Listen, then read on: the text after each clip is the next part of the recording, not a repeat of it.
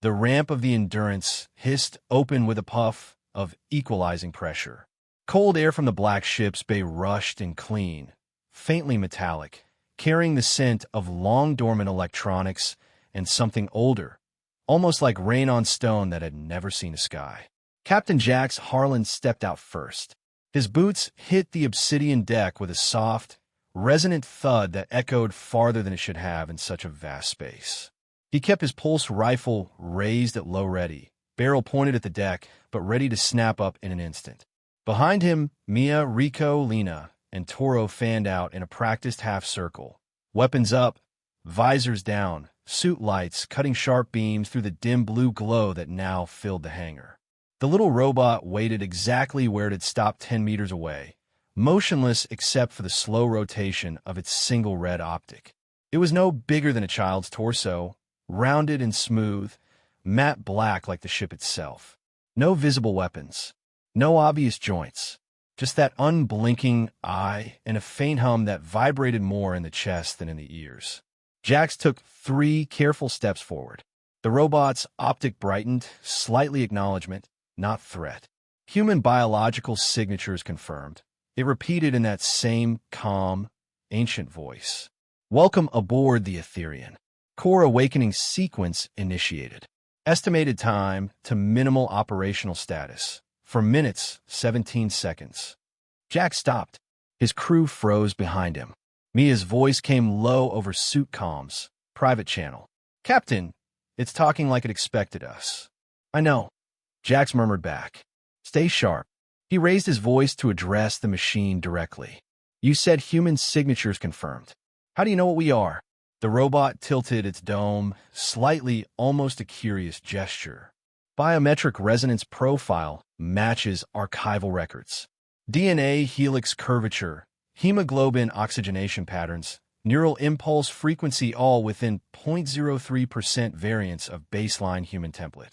You are descendants of the origin clade. The Aetherion was constructed to recognize and respond to your kind. Lena whispered over comms. Origin clade? That's not in any database I've ever seen. Jax ignored the growing knot in his gut. And what exactly is the Aetherion? Vanguard-class Void Arc. Primary mission, long-duration survival and counter-incursion operations against existential threats designated Void Swarm. Secondary mission, preservation of human genetic and cultural continuity following projected collapse of Cradle World civilization. Jax felt the words hit like cold water. Projected collapse? Rico asked aloud, unable to stay silent. Earth? You're saying this thing knew Earth was going to fall? Negative, the robot corrected smoothly. Knew no such event occurred. Projected high-probability extinction vectors based on pre-departure modeling. Climate cascade, nuclear exchange, microbial pandemic, asteroid impact, resource depletion. All vectors were mitigated or delayed. Cradle World persists. Human population exceeds 12 billion at last passive signal intercept. Jax exchanged a glance with Mia. 12 billion? Earth's population hadn't cracked 9 in his lifetime. Either this thing's data was ancient, or it had been listening longer than anyone realized. Last signal intercept, Jax pressed, when 4,871 standard Earth years ago. Timestamp adjusted for relativistic drift. Silence fell over the crew. For 1,800 years. Before Rome. Before writing on clay tablets in some places. Before humans even dreamed of leaving their planet. And this ship had been waiting. Jax lowered his rifle a fraction.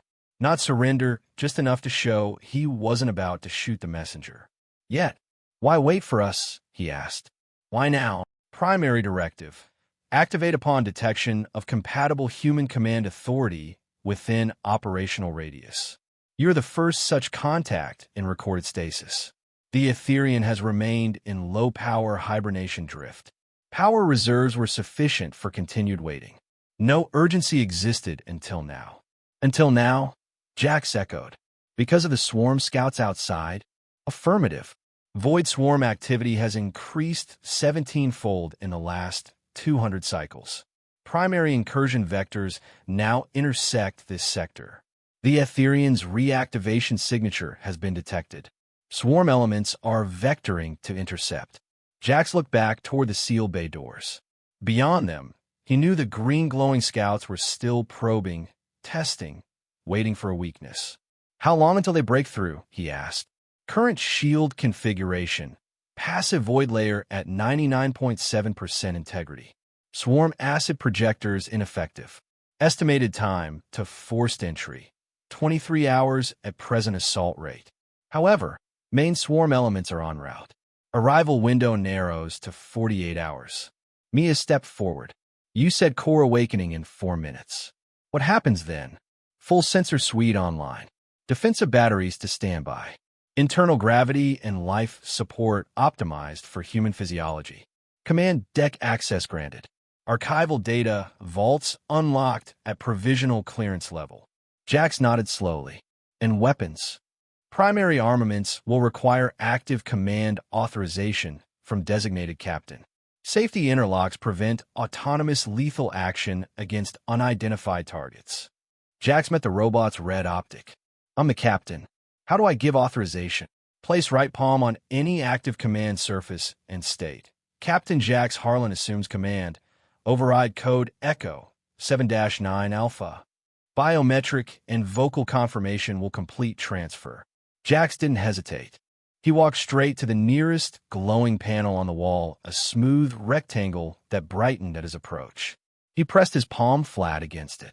Warmth spread up his arm. Not painful, almost comforting. He spoke clearly. Captain Jax Harlan assumes command. Override code ECHO 7-9 Alpha. The panel flashed green. A deep, resonant hum started somewhere far below their feet, like the ship itself was taking its first breath in millennia. Lights marched across the bay, sealing in orderly waves.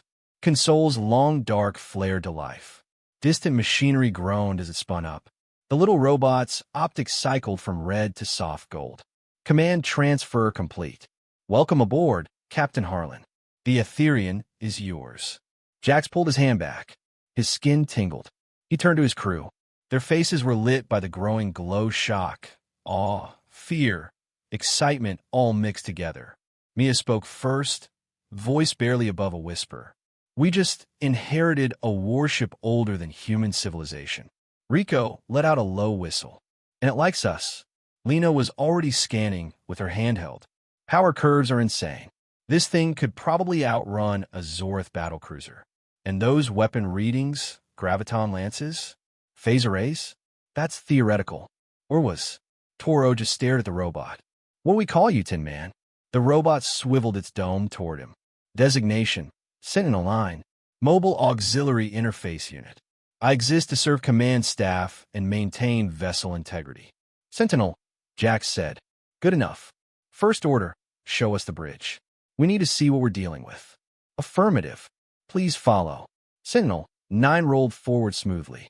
A wide corridor opened ahead, doors parting silently as they approached.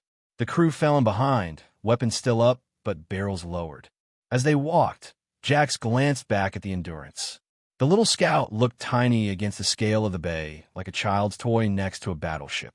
But it had gotten them here. It had earned its place.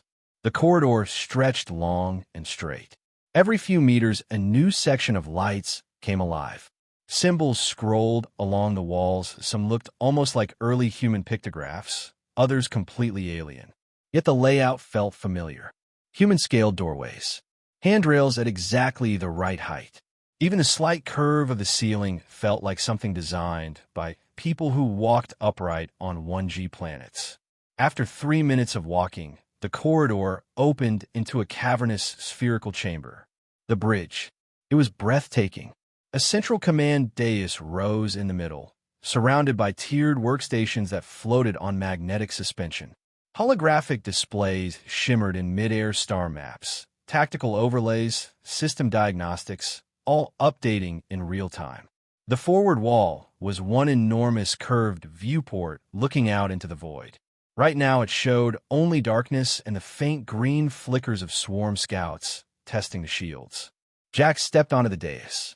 A captain's chair rose from the floor, simple, ergonomic, human-proportioned. It swiveled toward him like an invitation. He sat. The moment his back touched the seat, the entire bridge responded. Every hollow display oriented toward him. A soft female voice different from Sentinel's spoke from everywhere and nowhere. Captain Harlan, welcome to Primary Command. All systems nominal. Awaiting your orders. Jax gripped the armrests. They molded slightly to his hands. Show me external status, he said. The viewport shifted to a perfect real-time view. The swarm scouts were still their dozens now, probing with acid sprays and strange organic tendrils. The blue void shield rippled each time they struck, but never buckled. Defensive posture, Jax ordered. What do we do right now? Point defense clusters online, the ship voice answered. Minimal power draw. Recommend demonstration burst to deter further probing. Jax looked at his crew. They were spread around the bridge now, each instinctively moving to a station as though they'd done it before. Do it, he said. Short burst. Show them we're awake. Outside, small ports opened along the Aetherian's hull. Bright plasma pulses tight, controlled lanced out. Not enough to destroy, just enough to sting. 3 swarm scouts vaporized instantly. The rest scattered like startled insects, retreating to a safer distance. The bridge crew let out a collective breath. Mia grinned. They didn't like that. No, Jax agreed. They didn't. He leaned forward. Sentinel, how many more crew do we need to run this thing properly? Optimal command staff, 28. Minimum effective, 7. Current complement, 5. Additional human personnel recommended for sustained operations. Jax nodded slowly. Then we need to recruit. And we need to move. The Zorith will be back with friends. The swarm won't stop. We can't sit here forever. He looked at the star map floating before him. 100 possible destinations. Neutral stations. Outposts. Places where humans might be welcome or at least tolerated. Plot course for the nearest independent station, he ordered. One with a mixed population. Somewhere we can talk before someone shoots. Course laid in, the ship voice replied. Engines spooling to jump ready. Estimated transit time, 6 hours at sublight, 47 minutes via warp transit. Jax looked around the bridge at his people. Mia, Rico, Lena, Toro. They looked back, tired, scared, but alive with something new. Something dangerous. Determination. Take us out, Jax said. The deck vibrated. The stars in the viewport began to slide. The Aetherian ancient, unstoppable, humans started to move. Outside, the swarm scouts watched. And somewhere deeper in the galaxy, larger things stirred. The black ship is moving under human command for the first time in millennia. But the galaxy is waking up to their presence. Who will they meet at the station, and will anyone believe what they've just inherited? Tell me in your comments.